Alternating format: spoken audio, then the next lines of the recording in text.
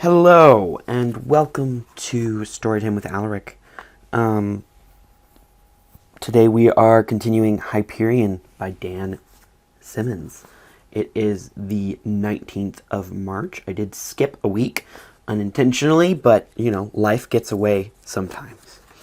So, we have just finished, I forget what it's exactly called, but The Priest's Tale. And now we begin. Most of the group was assembled in less than 15 minutes. The Templars had rigged a gangway from a work pier on the interior of the sphere to the ship's top-tier balcony, and the council led the way into the lounge as the crew clones stowed luggage and departed. "A fascinating old instrument," said Colonel Cassid as he ran one hand along the top of the Steinway. "Harpsichord?" "Piano," said the council. "Pre-Hegra. Are we all here?" "Everyone except Hoyt," said Braun Lamia, as she took a seat in the projection pit. Het Mestine entered. "The Hegemony warship has granted permission for you to descend to Keats Spaceport," said the captain. He glanced around. "I will send a crew member to see if M. Hoyt needs assistance." "No," said the council. He modulated his voice. "I'd like to get him. Can you tell me the way to his quarters?" The tree ship captain looked at the council for a long second, and then reached into the folds of his robe. "Bon voyage," he said, handing over a wafer. "I will see you on the planet, sometime before our midnight departure time from the Shrike Temple in Keats." The council bowed.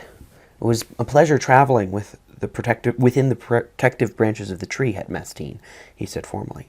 Turning to the others, he gestured. "Please make yourselves comfortable in the lounge or the library on the deck below this. The ship will see to your needs and answer any questions you may have. We will depart as soon as Father Hoyt and I return." The priest's environment pod was halfway up the tree ship, far out on the secondary branch.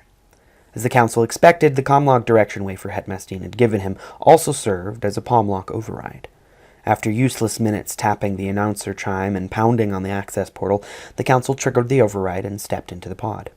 Father Hoyt was on his knees, writhing in the center of the grass carpet. Bedclothes, gear, garments, and the contents of a standard medkit were strewn on the floor around him.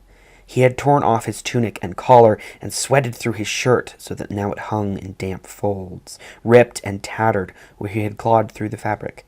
Hyperion light seeped through the pod wall, making the bizarre tableau appear to be staged underwater, or, thought the council, in a cathedral.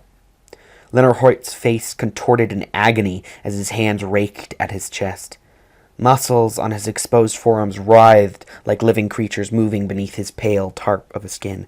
"The injector malfunctioned," gasped Hoyt. "Please." The council nodded, commanded the door to close, and knelt next to the priest. He removed the useless injector from Hoyt's clenched fist and ejected the Siret ampule. Ultramorphine. The council nodded again and took out an injector from the medkit he had brought from his ship.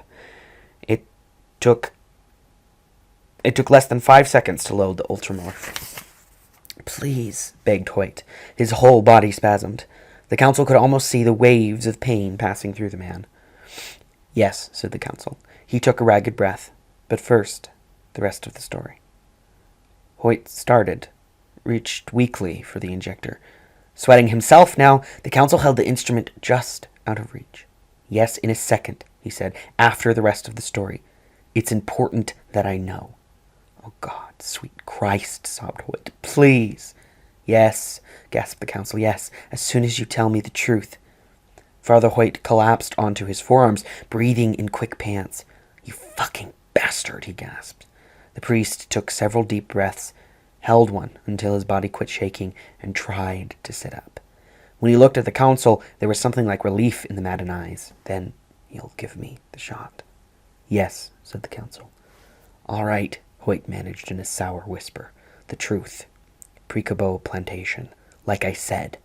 We flew in early October. Lysias, 8 years after Deer disappeared. Oh, Christ, it hurts. Alcohol and endos don't work at all anymore. Only pure ultramorph." "Yes," whispered the council. "It's ready, as soon as the story is done." The priest lowered his head. Sweat dripped from his cheeks and nose onto the short grass. The council saw the man's muscles tense as if he were going to attack. Then another spasm of pain racked the thin body, and Hoyt sagged forward. Skimmer wasn't destroyed by Tesla. Sempha, 2-man, and I forced down near the cleft while Orlandi searched upriver. His skimmer had to wait while the lightning storm died down. Baikura came in the night. Killed Sempha, the pilot. The other man, I forget his name, left me alive. Hoyt reached for his crucifix, realized that he had torn it off. He laughed briefly, stopping before the laughter turned into sobs. They told me about the way of the cross, about the cruciform, told me about the son of the flames. Next morning they took me to see the sun, took me to see him. Hoyt struggled upright and clawed at his own cheeks. His eyes were wide, the ultramorph obviously forgotten despite the pain. About 3 kilometers into the flame forest, a big Tesla, 100 meters tall at least. Quiet then, but still a lot of charge in the air. Ash everywhere. The Baikura wouldn't go too close, just knelt there with their goddamn bald heads bowed. But I went close. Had to. Dear God. Oh Christ, it was him. What was left of him. He'd used a ladder to get up 3, maybe 4 meters, up onto the bole of the tree. Built a sort of platform for his feet. Broken the arrestor rods off, little more than spikes, then sharpened them. Must have used a rock to drive the long one through his feet into the Bestos platform and tree. His left arm, he'd pounded the stake between the radius and ulna, missed veins, just like the goddamn Romans. Very secure as long as his skeleton was intact. Other hand, right hand, palm down. He'd driven the spike first, sharpened both ends, then impaled his right hand. Somehow bent the spike over hook. Ladder'd fallen long ago, but it was Bestos. Hadn't burned. Used it to climb up to him. Everything burned away years ago. Clothes, skin, top layers of flesh, but the Bestos pouch was still around his neck.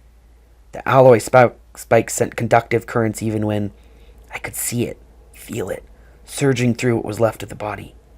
It still looked like Paul Dur. Important. I told Monsignor, no skin, flesh raw or boiled away, nerves and things visible, like gray and yellow roots. Christ, the smell. But it still looked like Paul Dur. I understood then, understood it all, somehow, even before reading the journals. I understood he'd been hanging here, oh, dear God, 7 years, living, dying, the cruciform, forcing him to live again. Electricity surging through him every second of those 7 years. Flames, hunger, pain, death. But somehow the goddamn cruciform, leaching substance from the tree maybe, the air, what was left, rebuilding what it could, forcing it to live, to feel the pain over and over and over. But he won. Pain was his ally. Oh Jesus, not the few hours on that tree, then the spear and rest, but 7 years. But he won. When I removed the pouch, the cruciform on his chest fell away also, just fell right off. Long bloody roots. Then the thing I'd been sure was a corpse, the man raised his head. No eyelids, eyes baked, white, lips gone, but it looked at me and smiled. He smiled, and he died. Really died. There in my arms. The 10,000th time, but real this time. He smiled at me and died. Hoyt stopped, communed in silence with his own pain, and then continued between bouts of clenching his teeth. Baikura took me back to the cleft. Orlandi came the next day, rescued me. Sempha, I couldn't. He lasered the village, burned the Baikura where they stood like stupid sheep. I didn't argue with him. I laughed. Oh, dear God, forgive me. Orlandi nuked the site with shaped charges they used to clear the jungle. Fiberplastic matrix. Hoyt looked directly at the council and made a contorted gesture with his right hand. The painkillers worked all right at first, but every year, every day, got worse. Even in fugue, the pain. I would have had to come back anyway. How could he? 7 years. Oh, Jesus. And Father Hoyt, said Father Hoyt, and clawed at the carpet. The council moved quickly, injecting the full ampule of ultramorph just under the armpit, catching the priest as he collapsed, and gently lowering the unconscious form to the floor. His vision unclear, the council ripped open Hoyt's sweat-sodden shirt, casting the rags aside. It was there, of course, lying under the pale skin of Hoyt's chest like some great raw cross-shaped worm. The council took a breath and gently turned the priest over. The second cruciform was where he had expected to find it, a slightly smaller, cross-shaped welt between the thin man's shoulder blades. It stirred slightly as the council's fingers brushed the fevered flesh. The council moved slowly, but efficiently, packing the priest's belongings, straightening the room, dressing the unconscious man with the gentle care one would use in clothing the body of a dead family member. The council's comlog buzzed. "We need to go," came Colonel Kassad's voice. "We're coming," replied the council. He coded the comlog to summon crew clones to fetch the luggage, but lifted Father Hoyt himself. The body seemed to weigh nothing. The pod door dilated open, and the council stepped out, moving from the deep shadow of the branch into the blue-green glow of the world which filled the sky. Deciding what cover story he would tell the others, the council paused a second to look at the sleeping man's face. He glanced up at Hyperion, and then moved on. Even if the gravity field had been full Earth standard, the council knew the body in his arms would have been no burden. Once a parent to a child now dead, the council walked on, knowing once again the sensation of bearing a sleeping son to bed. 2. It had been a warm, rainy day in Keats, Hyperion's capital, and even after the rain stopped, a layer of clouds moved slow and heavy over the city, filling the air with the salt scent of the ocean 20 kilometers to the west. Toward the evening, as the gray daylight was beginning to fade into gray twilight, a double sonic boom shook the town and then echoed from the single sculpted peak to the south. The clouds glowed blue-white. Half a minute later, an ebony spacecraft broke through the overcast and descended carefully on a tail of fusion flame, its navigation lights blinking red and green against the gray.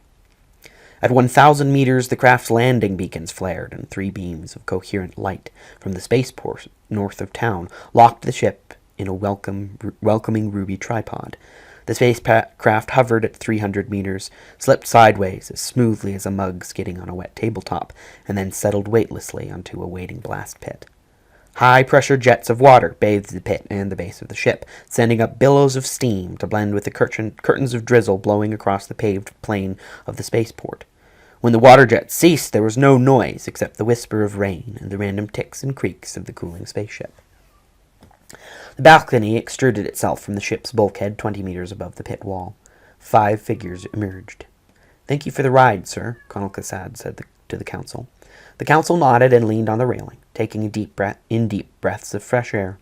Droplets of rain beaded on his shoulders and eyebrows. Sol Wintraub lifted his baby from her infant carrier. Some change in pressure, temperature, scent, motion, noise, or a combination of all of these had awakened her, and now she began to cry lustily. Wintraub bounced her and cooed her, but the wailing continued. "An appropriate comment upon our arrival," said Martin Silenus. The poet wore a long purple cape and a red beret, which slouched to his right shoulder. He took a drink from a wine glass he had carried out from the lounge. "Christ on a stick, this place looks different." The council, who had been away only 8 local years, had to agree. The spaceport had been a full 9 clicks from the city when he lived in Keats. Now shacks, tents, and mud streets surrounded the landing field's perimeter. In the council's day, no more than a ship a week had put into the tiny spaceport. Now he counted more than 20 spacecraft on the field. The small administration and customs building had been superseded by a huge, prefabricated structure. A dozen new blast pits and dropship grids had been added where the field had been hastily extended to the west, and the perimeter now was littered with scores of camouflage sheath modules, which the council knew must serve as everything from ground control stations to barracks. A forest of exotic antennae grew skyward from a cluster of such boxes on the far end of the landing apron. "Progress," murmured the council. "War," said Colonel Kassad. "Those are people," said Bron Lamia, pointing toward the main terminal gates on the south of the field. A wave of drab colors crashed like a silent surf against the outer fence and the violet containment field. "My God," said the council, "you're right." Kassad produced his binoculars, and they took turns staring at the thousands of forms tugging at the wire, pressing against the repelling field. "Why are they here?" asked Lamia. "What do they want?" Even from half a kilometer away, the mindless wail of the mob was daunting. Dark forms of force marines could be seen patrolling just within the perimeter. The council realized that between the wire, the containment field, and the marines, a strip of raw earth almost surely signified mines, or a death beam zone, or both. "What do they want?" replied Lamia. "They want out," said Kassad. Even before the council spoke, the council realized that the shack city around the spaceport and the mob at the gates were inevitable. The people of Hyperion were ready to leave. He guessed that there must be such a silent surge toward the gates each time a ship landed. "Well, there's one who'll be staying," said Martin Silenus, and pointed toward the low mountain across the river to the south. "Old weeping William Rex, God rest his sinful soul." The sculpted face of sad King Billy was just visible through the light rain and growing darkness. "I knew him, Horatio," said the drunken poet, "a man of infinite jest. Not one of them funny. A real horse's ass, Horatio." Sol Winthrop stood just inside the ship, shielding his baby from the drizzle and removing her cries from the vicinity of the conversation. He pointed. "Someone is coming." A ground car with its camouflage polymer inert and a military EMV modified with hover fans for Hyperion's weak magnetic field were both crossing the damp hardpan. Martin Silenus's gaze never left sad King Billy's dour visage. Silenus said in a voice almost too soft to be heard, "Deep in the shady sadness of a vale, far sunken from the healthy breath of morn, far from the fiery noon and eve's one star, sat grey-haired Saturn, quiet as a stone. Still as the silence round about his lair, forest on forest hung above his head, like cloud on cloud." Father Hoyt came onto the balcony, rubbing his face with both hands. His eyes were wide and unfocused, a child rising from his nap. "Are we there?" he asked. "Fucking A!" cried Martin Silenus, returning the binoculars to the colonel. "Let's go down and greet the gendarmes." The young Marine lieutenant seemed unimpressed with the group, even if after he had scanned the authorization wafer Hetmastine had passed along from the task force commander. The lieutenant took his time scanning their visa chips, letting them wait in the drizzle, occasionally making a comment with the idle arrogance common to such nobodies who have just come into a small bit of power. Then he came to Feedman Kassad's chip, and looked up with the expression of a startled stoat. "Colonel Kassad!" "Retired," said Kassad. I'm sorry, sir," said the lieutenant, stumbling over his words as he fumbled the visas back to everyone. "I had no idea you were with this party, sir. That is, the captain just said, my uncle was with you on Brescia, sir. I'm sorry. Anything I or my men can do to—" "At ease, Lieutenant," said Kassad. "Is there any chance of getting some transport into the city?" Well, sir." The young Marine started to rub his chin and then remembered that he was wearing his helmet. "Yes, sir, but the problem is, sir, the mobs can get pretty nasty and, well, the damn EMVs don't work for shit on this. Pardon me, sir. You see, the ground transports are limited to cargo, and we don't have any skimmers free to leave the base until 2200 hours, but I'll be happy to get your party on the roster for—" "Just a minute," said the council. A battered passenger skimmer with the golden geodesic of the hegemony painted on the flare skirt had landed 10 meters away. A tall, thin man stepped out. "Theo!" cried the council. The two men stepped forward, started to shake hands, and then hugged each other instead. "Damn," said the council. You look good, Theo." It was true. His former aide had gained about half a dozen years on the council, but the younger man still had the boyish smile, thin face, and thick red hair that had attracted every unmarried woman, and not a few married ones, on the council at staff. The shyness, which had been part of Theo Lane's vulnerability, was still there, as evidenced by the way he now needlessly adjusted his archaic horn-rimmed glasses, the young diplomat's one affectation. "It's good to have you back," said Theo. The council turned, started to introduce his friends to the group, and then stopped. "My God," he said. "Your council now. I'm sorry, Theo, I wasn't thinking." Theo Lane smiled and adjusted his glasses. "No problem, sir," he said. "Actually, I'm no longer council. For the last few months, I've been acting Governor General. The Home Rule Council finally requested and received formal colonial status. Welcome to the newest world in the hegemony." The council stared a second and then hugged his former protege again. "Congratulations, Your Excellency." Theo grinned and glanced at the sky. "It's going to rain in earnest before long. Why don't we get your group aboard the skimmer and I'll drive you into town." The new Governor-General smiled at the young Marine. "Lieutenant?" Yes, sir." The officer had snapped to attention. "Could you get your men to load these good people's luggage, please? We'd all like to get in out of the rain." The skimmer flew south above the highway at a steady 60 meters. The council rode in the front passenger seat. The rest of the group relaxed in the flow-form recliners behind. Martin Silenus and Father White appeared to be asleep. Wintrub's baby had ceased crying in favor of nursing on a soft bottle of synthesized mother's milk. "Things have changed," said the council. He rested his cheek against the rain-spattered canopy and looked down at the chaos. Thousands of shacks and lean-tos covered the hillsides and gullies along the 3-click ride to the suburbs. Fires were being lighted under wet tarps, and the council watched mud-colored figures moving between mud-colored shacks. High fences had been rigged along with the old spaceport highway, and the road itself had been widened and regraded. 2 lines of truck and hover traffic, most of it military green or shrouded with inactive camouflage polymer, moved sluggishly in both directions. Ahead, the lights of Keats seemed to have multiplied and spread across new sections of the river valley and hills. 3 million, said Theo, as if reading his former boss's mind.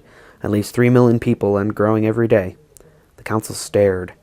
"There were only 4.5 million people on the planet when I left." "Still are," said the new Governor-General, "and every one of them wants to get to Keats, board a ship, and get the hell out. Some are waiting for the Farcaster to be built, but most don't believe it'll happen in time. They're afraid." "Of the Oasters?" "Them too," said Theo, "but mostly of the Shrike." The council turned his face from the coolness of the canopy. "It's come south of the Brindle Ridge, then?" Theo laughed without humor. "It's everywhere. Or they're everywhere. Most people are convinced that there are dozens or hundreds of the things now. Shrike deaths have been reported on all 3 continents. Everywhere except Keats, segments of the coast along the Main, and a few of the big cities like Endymion." "How many casualties?" The council did not really want to know. "At least 20,000 dead or missing," said Theo. "There are a lot of injured people, but that isn't the Shrike, is it?" Again came the dry laugh. "The Shrike doesn't just wound people, does it? People shoot each other by accident, fall down stairways, or jump out windows in their panic and trample each other in crowds. It's a fucking mess." In the 11 years the council had worked with Theo Lane, he had never heard the younger man use profanity of any sort. "Is Force any help?" the council asked. "Are they what's keeping the Shrike away from the big cities?" Theo shook his head. "Force hasn't done a damn thing except control the mobs. Oh, the Marines put on a show of keeping the spaceport open here and the harbor landing zone at Port R secure, but they haven't even tried to confront the Shrike. They're waiting to fight the Oasters." "SDF?" asked the council, knowing even as he spoke that the poorly trained self-defense force would have been of little use. Theo snorted. "At least 8,000 of the casualties are SDF. General Braxton took the Fighting Third up the river road to strike at the Shrike men in their lair, and that was the last we heard of them." "You're joking," said the council, but one look at his friend's face told him that he wasn't. "Theo," he said, "how in the world did you have time to meet us at the spaceport?" "I didn't," said the Governor-General. He glanced in the back. The others were sleeping or staring exhaustedly out windows. "I needed to talk to you," said Theo. "Convince you not to go." The council started to shake his head, but Theo grasped his arm, squeezing hard. "Now, listen to what I have to say, damn it. I know how hard it is for you to come back here after what happened, but god damn it, there's no sense in you throwing everything away for no reason. Abandon this stupid pilgrimage. Stay in Keats." "I can't," began the council. "Listen to me," demanded Theo. "Reason 1, you're the finest diplomat and crisis manager I've ever seen, and we need your skills." "It doesn't." "Shut up a minute." "Reason 2, you and the others won't get within 200 clicks of the time tombs. This isn't like the old days when you were here and the goddamn suicides could get up there and even sit around for a week and maybe even change their minds and come home. The Shrike is on the move. It's like a plague. I understand that, but reason 3, I need you. I begged Tau City Center to send someone else out. When I found that you were coming, well, hell, it got me through the last 2 years." The council shook his head, not understanding. Theo started the turn toward the city center and then hovered, taking his eyes off the controls to look directly at the council. "I want you to take over the Governor-Generalship. The Senate won't interfere, except perhaps for Gladstone, and by the time she finds out, it will be too late." The council felt as though someone had struck him below the 3rd rib. He looked away, down at the maze of narrow streets and crooked buildings that was Jacktown, the old city. When he could speak again, he said, "I can't, Theo. Listen if you... No. I mean, I cannot. It would be no good if I did accept, but the simple truth is, I can't. I have to go on this pilgrimage." Theo straightened his glasses, stared straight ahead. "Look, Theo, you're the most competent and capable Foreign Service professional I have ever worked with. I've been out of things for 8 years. I think..." Theo nodded tersely, interrupted. "I suppose you want to go to the Shrike Temple?" "Yes." The skimmer circled and settled. The council was staring at nothing, thinking, when the side doors of the skimmer raised and folded, and Sol Wintrub said, "Good God." The group stepped out and stared at the charred and toppled wreckage of what had been the Shrike Temple. Since the time tombs had been closed as too dangerous some 25 local years earlier, the Shrike Temple had become Hyperion's most popular tourist attraction. Filling 3 city blocks, rising more than 150 meters to its central sharpened spire, the Shrike Church's central temple was part awe-inspiring cathedral, part Gothic joke, with its fluid buttressed curves of stone permabonded to its whiskered alloy skeleton, part Escher print with its tricks of perspective and impossible angles, part Boschkian nightmare with its tunnel entrances, hidden chambers, dark gardens, and forbidden sections, and, more than anything else, it had been part of Hyperion's past. Now it was gone. Tall heaps of blackened stone were the only hint of the structure's former majesty.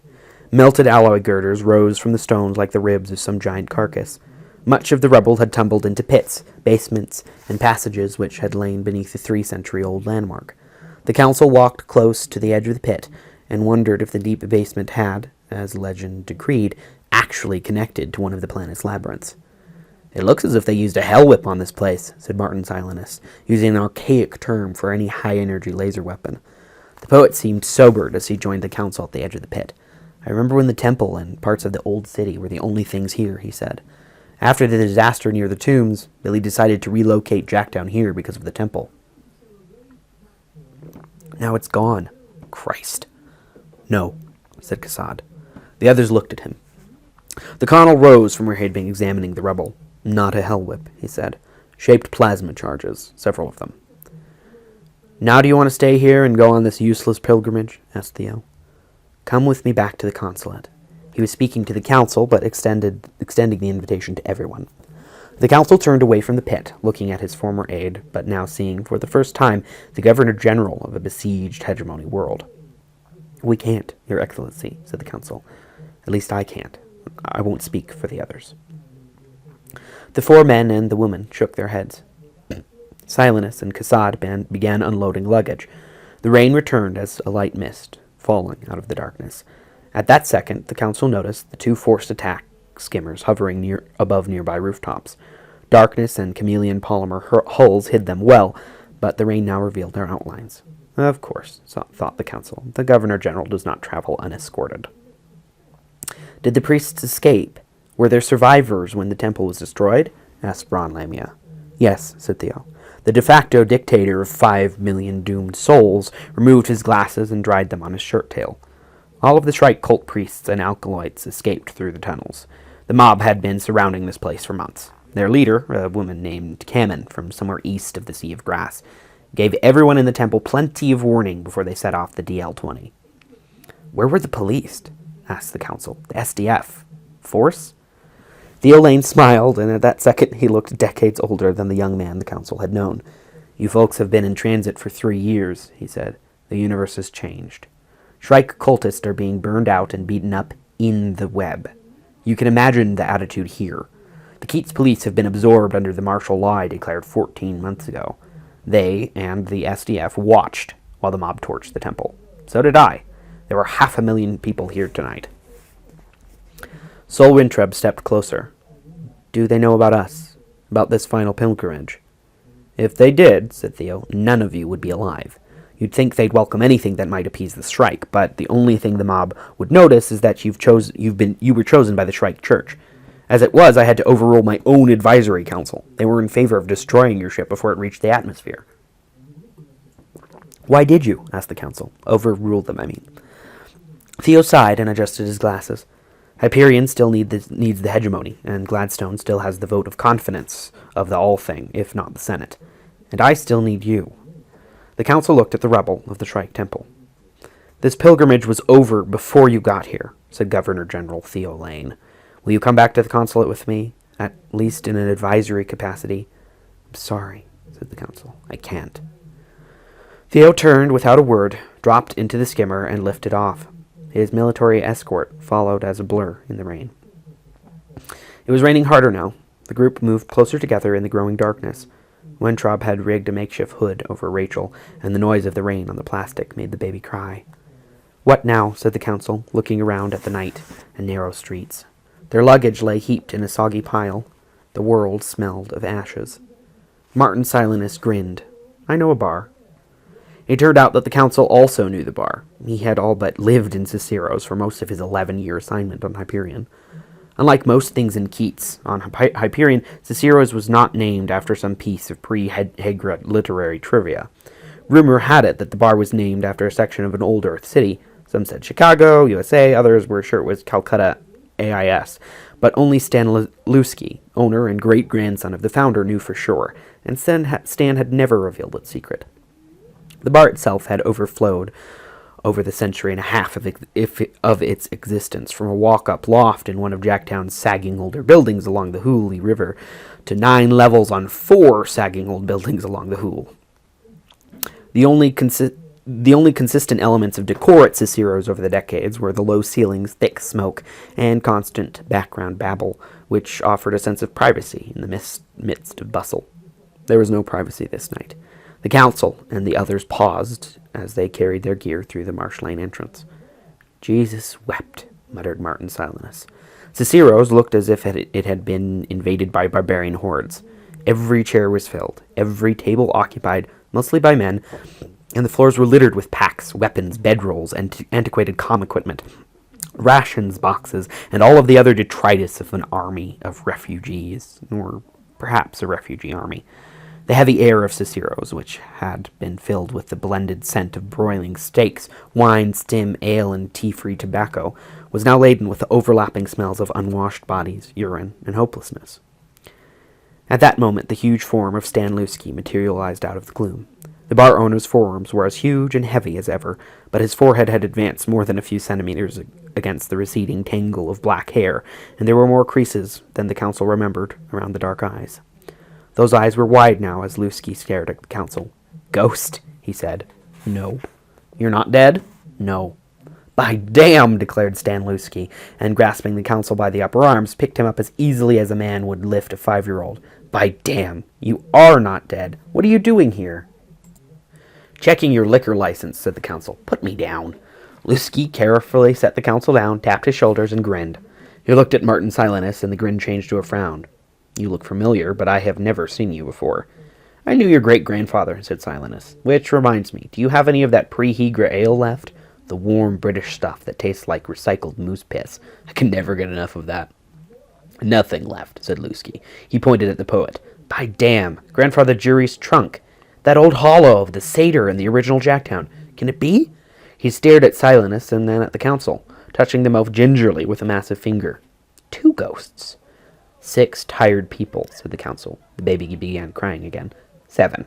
Do you have space for us? Lusky turned in a half circle, hands spread, palms up.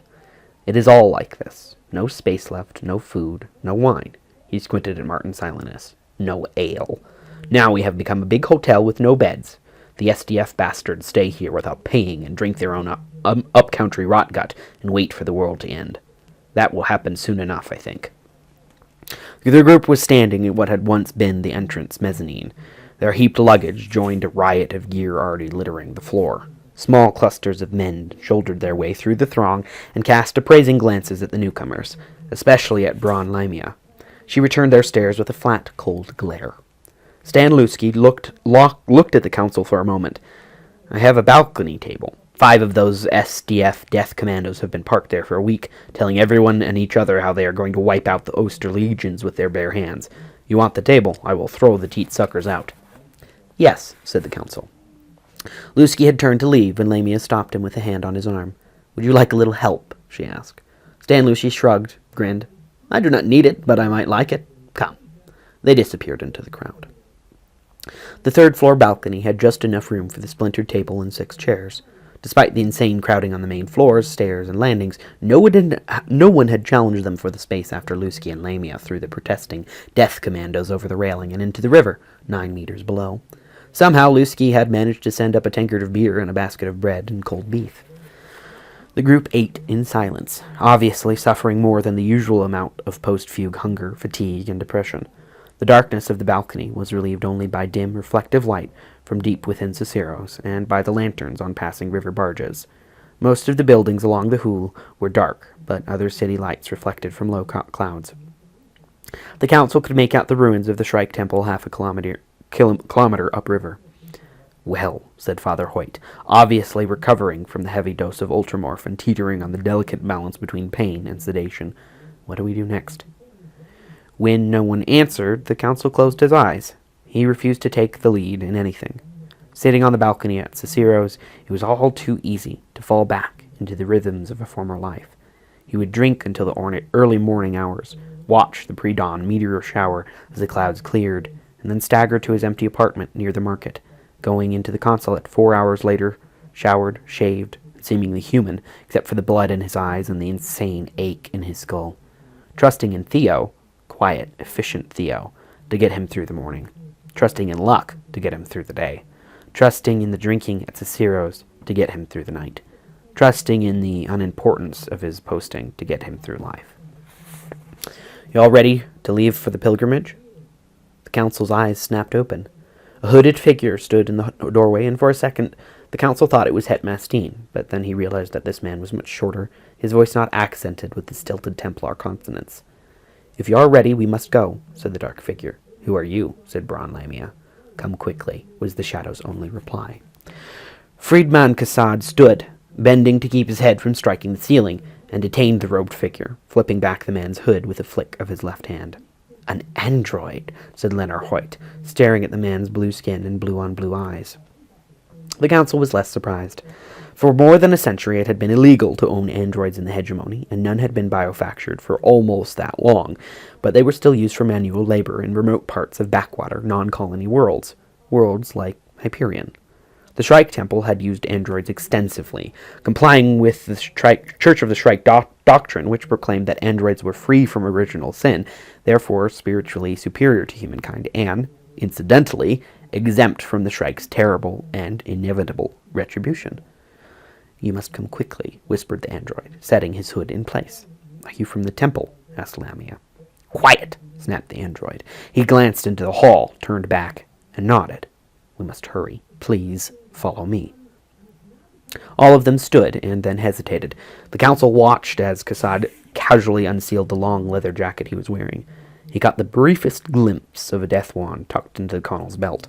Normally the council would have been appalled by even the thought of a death wand nearby. The slightest mistaken touch could curate every synapse on the balcony, but at this moment he was oddly reassured by the sight of it. "Our luggage," began Winthrop. "It has been seen to," whispered the hooded man. "Quickly now." The group followed the android down the stairs and to the right, and into the night, their movement as tired and passive as a sigh. The council slept late. Half an hour after sunrise, a rectangle of light found its way between the porthole's shutters and fell across his pillow. The council rolled away and did not wake. An hour after that, there came a loud clatter, as the tired mantas which had pulled the barge all night were released, and fresh ones harnessed. The council slept on. In the next hour, the footsteps and cries of the crew on the deck outside his stateroom grew louder and more persistent. But it was the warning klaxon below the locks at Carla which finally brought him up out of his sleep. Moving slowly in the drug-like languor of fugue hangover, the council bathed as best he could with only a basin and pump, dressed in loose cotton trousers, an old canvas shirt, and foam-soled walking shoes, and found his way to the middeck. Breakfast had been set out on a long sideboard near a weathered table, which could be retracted into the deck planking. An awning shaded the eating area, and the crimson and gold canvas snapped to the breeze of their passage. It was a beautiful day, cloudless and bright, with Hyperion's sun making up in ferocity what it lacked in size. M. Winthrop, Lamia, Cassad, and Silenus had been up for some time. Leonard Hoyt and Het Mastine joined the group a few minutes after the council arrived. The council helped himself to toasted fish, fruit, and orange juice at the buffet, and then moved to the railing. The water was wide here, at least a kilometer from shore to shore, and its green and lapis sheen echoed the sky. At first glance, the council did not recognize the land on either side of the river. To the east, periscope bean patties stretched away into the haze of distance, where the rising sun reflected on 1,000 flooded surfaces. A few indigene huts were visible at the junction of patty dikes, their angled walls made of bleached weirwood or golden howfolk. To the west, the bottomland along the river was overgrown with low tangles of gisson, woman grove root, and a flamboyant red fern that the council did not recognize, all growing around mud marshes and miniature lagoons, which stretched another kilometer or so up to the bluffs, where scrub everblues clung to any bare spot between the granite slabs. For a second the council felt lost, disoriented in a world he thought he knew well, but then he remembered the klaxon at Carla Locks, and realized that they had entered a rarely used stretch of the Hoole north of Duke Hober's corpse. The council had never seen this part of the river, having always traveled on or flown above the Rural Transport Canal, which lay to the west of the bluffs. He could only surmise that some danger or disturbance along the main route to the Sea of Grass had sent them this back way along a bypass stretches of the Hoole. He guessed that they were about 180 kilometers northwest of Keats. "It looks different in the daylight, doesn't it?" said Father Hoyt. The council looked at the shore again, not sure what Hoyt was talking about. Then he realized the priest meant the barge. It had been strange, following the android messenger in the rain, boarding the old barge, making their way through its maze of tessellated rooms and passages, picking up Het Mastine at the ruins of the old temple, and then watching the lights of Keats fall astern. The council remembered those hours before and after midnight as from a fatigued, blurred dream, and he imagined the others must have been just as exhausted and disoriented. He vaguely remembered his surprise that the barge's crew were all android, but mostly he recalled his relief at finally closing the door of his stateroom and crawling into bed. "I was talking to A. Betic this morning," said Winthrop, referring to the android who had been their guide. "This old scow has quite a history." Martin Silenus moved to the sideboard to pour himself more tomato juice, added a dash of something from the flask he carried, and said, "It's obviously been around a bit. The goddamn railings have been oiled by hands, the stairs worn by feet, the ceilings darkened by lamp soot, and the beds beaten saggy by generations of humping. I'd say it's several centuries old. The carvings and Rocco furnishings are fucking marvelous. Did you notice that under all the other scents, the inlaid wood still smells of sandalwood? I wouldn't be surprised if this thing came from old Earth." "It does," said Sol Winthrop. The baby, Rachel, slept on his arm, softly blowing bubbles of saliva in her sleep. "We're on the proud ship Benares, built in and named after the old Earth city of the same name." "I don't remember hearing of any old Earth city with that name," said the council. Braun Lamia looked up from the last of her breakfast. "Benares, also known as Varanasi or Gandhipur, Hindu Free State, part of the Second Asian Co-Prosperity Sphere after the Third Sino-Japanese War, destroyed in the Indo-Soviet Muslim Republic Limited Exchange."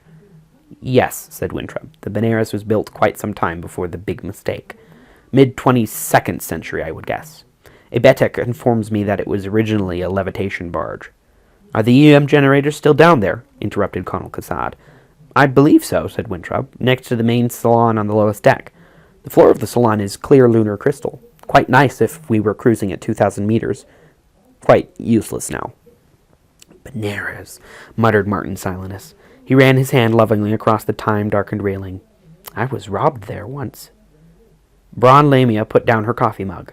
"Old man, are you telling to us that you are ancient enough to remember old Earth? We're not fools, you know."